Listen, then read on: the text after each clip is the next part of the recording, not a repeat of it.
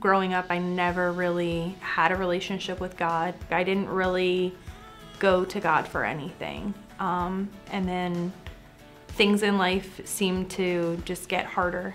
And I found myself subconsciously praying, like in my head, and just looking to God, kind of at a point where I was like, well, what else is there to lose? I would just reach out to God and like, okay, God, if you're real, you see what I'm going through. I'm gonna trust your process, and whatever you see fit, you know, I'm gonna just go with it and accept it. And,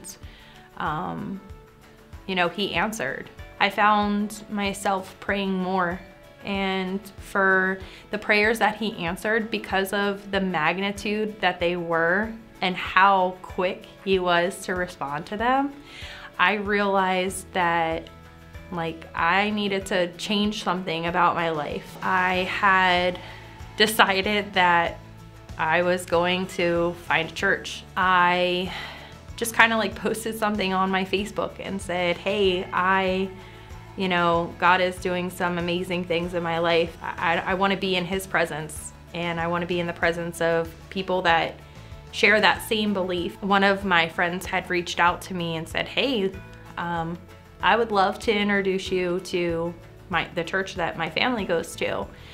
And that just happened to be ECC. I believe it was a Sunday morning service, and everything that Pastor Kevin was talking about was like everything that I needed to hear. Afterwards, I believe it was opened up that anybody who felt like they wanted to receive prayer was welcome to come up. So I went up and received prayer, and at that moment, like I just had accepted the Lord. I had decided that I wanted to give my life to Christ, and that's when I decided to be baptized. Almost immediately after coming out of the tank and receiving prayer, a woman that I had never spoken to before, she was explaining how when she looked at me, like it was almost like a flower that had came out and had like blossomed.